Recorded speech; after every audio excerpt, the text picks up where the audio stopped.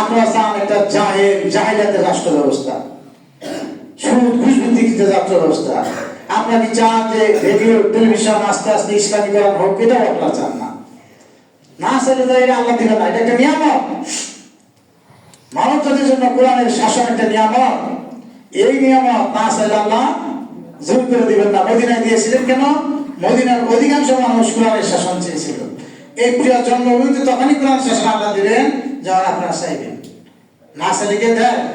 আল্লাহ না চাইলে কোরআন শাসন দেয় না।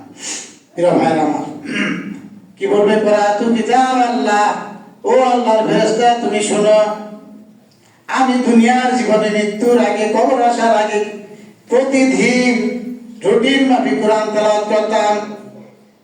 এটা বলবে। এখন একটু আপনারা বোঝার চেষ্টা করুন, সবই তো বুঝেন, এমন কোনো কাজ নাই বুঝেন না।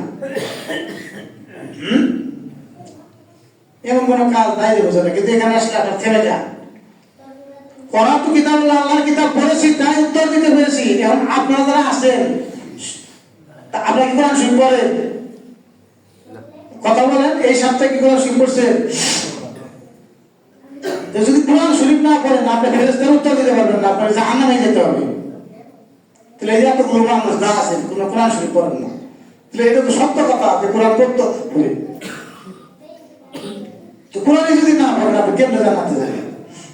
তার মানে আপনি কিছুই মানতে চান না, খালি আপনার মনে চাইছে মসজিদে আছেন, কিন্তু মসজিদের ভালো ভালো কথা বলতে আপনি ধারণ করেন না।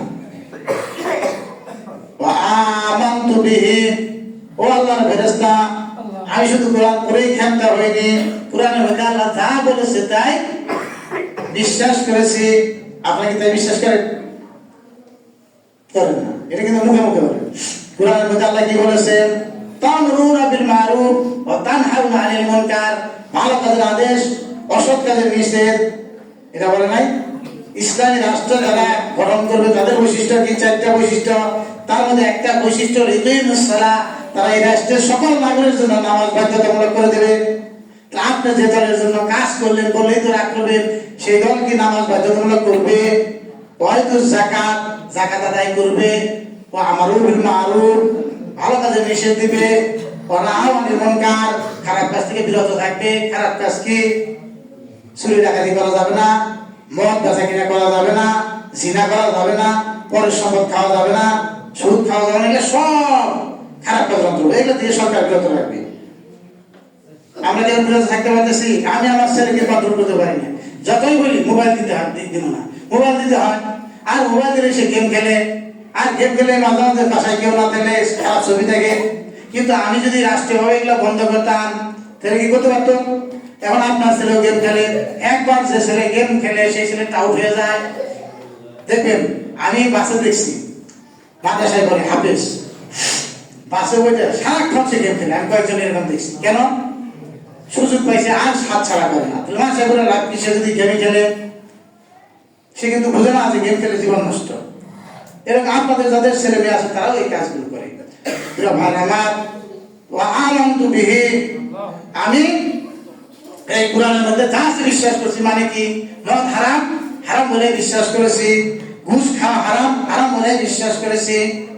ওয়া সাদ্দাকতু বিহি, শুধু বিশ্বাস করি নাই, সেটা কাজের মাধ্যমে বাস্তবায়ন করেছি। তাহলে ফেরেশতাদের উত্তর কারা দিতে পারবে? 1, যারা কোরআন মজিদ তেলাওয়াত করবে দুনিয়ার বুকে। 2, কোরআনে যা আছে from your heart, হৃদয় থেকে বিশ্বাস করবে। 3, এই কোরআনের বিধানগুলো সহজে বাস্তবায়ন করার চেষ্টা করবে। এর বাইরে যারা আছে তারা কি বলবো? হা হা লা আদরি, আমি কিছুই জানি না, কিছুই বুঝি না। আমার ভাইরা, তাহলে রমজান মাসে কোরআন শিখবো, 2 নম্বর হালাল খাবো, 3 নম্বর কাউকে আমরা কি কষ্ট দেব না। সবচেয়ে বড় কষ্ট হয় গীবতের মাধ্যমে। কারো সমালোচনা রমজান মাসে করবো না। পারবে তো? হ্যাঁ। 4 নম্বর কাজটাই শেষ কথা বলি, আর অনেক কাজ। 4 নম্বর কাজটা হলো, এখন থেকে, আজকে থেকে, এই মুহূর্ত থেকে রমজানের প্রস্তুতি গ্রহণ করবেন। প্রস্তুতি কি? যে 5 ওয়াক্ত নামাজ পড়েন না, সে 5 ওয়াক্ত নামাজ মসজিদে পড়ে পড়ার চেষ্টা করবেন। এখন থেকেই ফ্যামিলি নিয়ে বসে মিটিং করবেন, কখন সেহরি, কখন ইফতার, কখন তারাবি।